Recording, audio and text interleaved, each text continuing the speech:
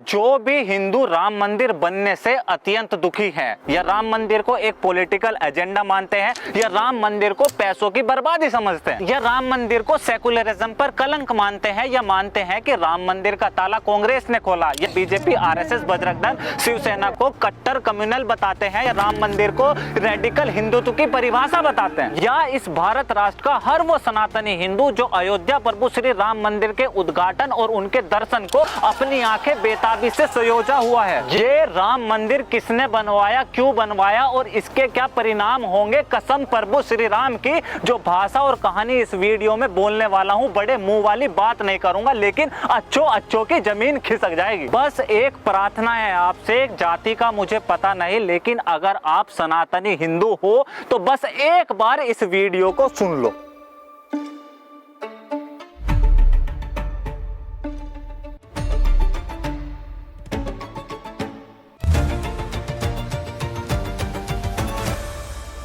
ढांचा नहीं तोड़ना, पर ढांचा टिका भी नहीं रहेगा। समय था 1984 और अभी इंदिरा गांधी का असैसिनेशन हुआ था। इसके 2 महीने बाद चुनाव हुए और मात्र 40 साल के राजीव गांधी राजनीतिक इतिहास की सबसे बड़ी जीत 414 सीट के साथ प्रधानमंत्री बन गए। अभी कुछ समय ही हुआ था और अगले ही साल 1985 साहबानो केस पर सुप्रीम कोर्ट का फैसला आ गया। साहबानो की जीत और सुप्रीम कोर्ट के फैसले से एक बहुत बड़ा मुस्लिम वर्ग आक्रोशित, नाराज हो गया। मुसलमानों की इसी नाराजगी को दूर करने के लिए स्वर्गीय राजीव गांधी ने पार्लियामेंट के अंदर अध्यादेश लाकर मानो नया कानून बनाकर सुप्रीम कोर्ट के फैसले को ही खारिज कर दिया। देश को गौरवान्वित करने वाले इस कदम से मुस्लिम तो खुश हुए, लेकिन सेकुलर राष्ट्र की इस छवि को देखकर हिंदू भड़क उठे। अब हिंदुओं का विरोध प्रदर्शन और गुस्से को शांत करने के लिए ऐसा कहा जाता है कि राजीव गांधी ने एक निजी कोर्ट से फैसला आता है कि विवादित ढांचे के अंदर बने राम मंदिर के दरवाजों को खोल दिया जाए। इस फैसले से समस्त हिंदू लोग खुशी से पागल हो गए। विश्व हिंदू परिषद और संघ परिवार जिस राम जन्मभूमि के लिए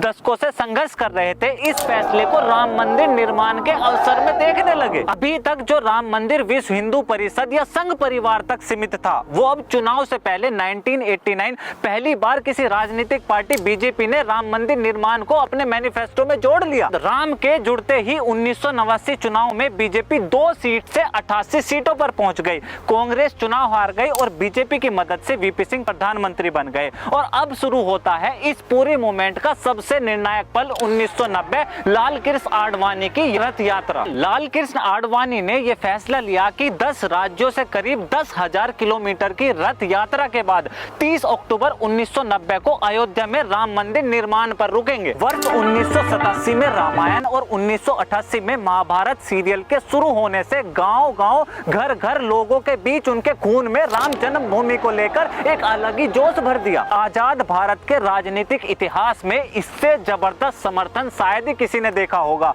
रथ यात्रा के साथ साथ गांव के गांव हजारों लाखों लोग जुड़ गए। आरएसएस, बजरंग दल, शिवसेना, संघ परिवार के लोग जनसभाएं की व्यवस्था करने लगे। सड़कों पर मंदिरों की घंटियां थाली और मंत्रों की आवाजें गूंजने लगी। आस्था इतनी जबरदस्त थी कि लोग अपने कपड़ों से रथ के पहियों को साफ करने लगे। यहाँ तक कि लोगों ने अपने खून को इकट्ठा कर रथ यात्रा में देने लगे। तब पहली बार इस देश में यह नारा लगा कि गर्व से कहो हिंदू है हम। लाल कृष्ण आडवाणी की बढ़ती इस लोकप्रियता को देख और जन सैलाब को देख वीपी सिंह ने बिहार में रथ यात्रा को रोक दिया और लालू यादव ने 7 दिन पहले 23 अक्टूबर को आडवाणी को गिरफ्तार कर लिया। लेकिन कार सेवक रुके नहीं और मुख्यमंत्री मुलायम सिंह यादव के कड़े बंदोबस्त के बावजूद तय तारीख 30 अक्टूबर को कोठारी ब्रदर्स ने पहली बार जन्मभूमि पर भगवा लहरा दिया। लेकिन 30 अक्टूबर से 2 नवंबर 3 दिन अयोध्या के अंदर और भी कुछ बड़ा हुआ।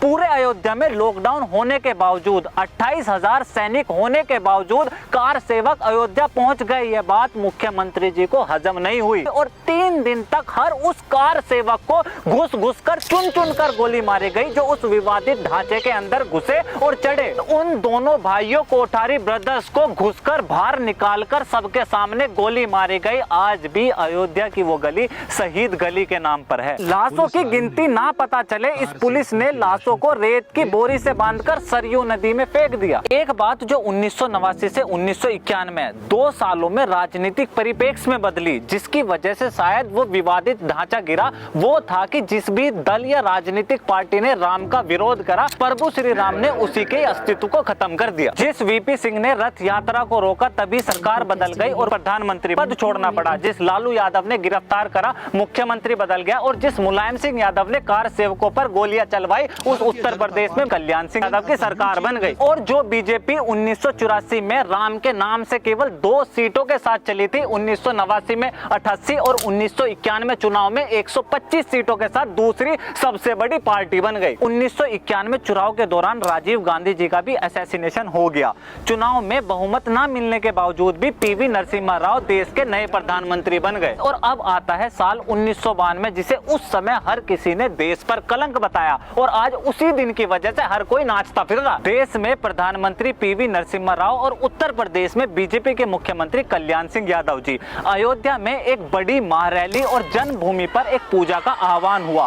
तारीख रखी गई 6 दिसंबर 1992। पूरे देश से हजारों लाखों कार सेवक अयोध्या पहुंच जाते हैं। अब पूरे अयोध्या की गलियां बस एक ही नाम से झूम रही थी कि राम लला हम आएंगे, मंदिर वहीं बनाएंगे। 6 दिसंबर के दिन पूजा के बाद भीड़ इतनी ज्यादा बढ़ गई कि उसे संभालना पुलिस के बस की नहीं रहा और भीड़ बेकाबू होकर विवादित ढांचे पर चढ़ गई। जो कुछ जिसके पास था लग गए और कुछ ही घंटों में उस ढांचे को गिरा, जगह को साफ कर रातों रात मंदिर निर्माण कर दिया। कल्याण सिंह जी की पुलिस क्यों खड़ी रही या प्रधानमंत्री नरसिम्हा राव ने सेंट्रल फोर्स को हमले का आदेश क्यों नहीं दिया?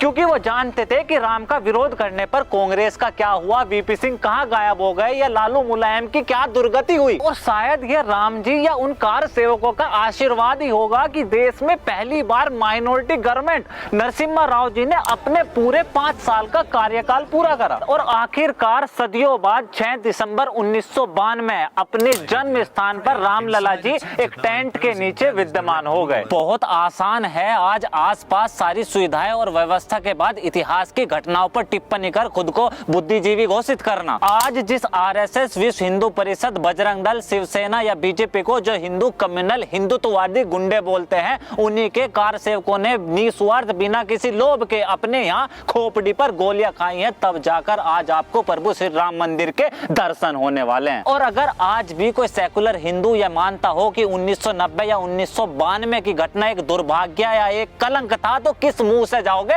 दर्शन को? यह कहानी केवल विवादित ढांचे के गिरने या मंदिर स्थापित करने की नहीं है। यह कहानी है अयोध्या के उस शहीद गली की, सरयू नदी में आधे कटे हुए राम भक्तों के शरीर की, अपना घर बार छोड़ हजारों किलोमीटर नंगे पैर चलने वाले कार सेवकों की आस्था की। यह कहानी है उन राजनीतिक दल और संगठनों की जिसने राम जन्मभूमि को प्राथमिकता दी और उसके लिए लड़े। और यह कहानी है हिंदुओं के उस शौर्य की जिसने सनातन का पुनः उदय और अपने खून, आदर्श और राष्ट्र के लिए लड़ने की प्रेरणा दी। अभी जब आप रामलला के दर्शन को अयोध्या जाओगे तो वो शहीद गली आपके माथे की प्रतीक्षा करेगी। और हाँ, वो क्या था, सबूत मांग रहे थे रामलला के जन्म के। आ रहा हूं अगली वीडियो में। इस बार ज्यादा कुछ नहीं बोलना। मेरा ये काम आपको जरा भी पसंद आया हो तो प्लीज द टॉक शो को फाइनेंशियल सपोर्ट करें, और अगर आर्थिक मदद नहीं कर सकते तो इस वीडियो को ज्यादा से ज्यादा सनातन हृदय तक पहुंचाने में मेरा सहयोग करें। और मेरा काम जरा भी पसंद आए तो द टॉक शो को सब्सक्राइब करें। This is Alok Kumar from talk. See you next video. जय हिंद।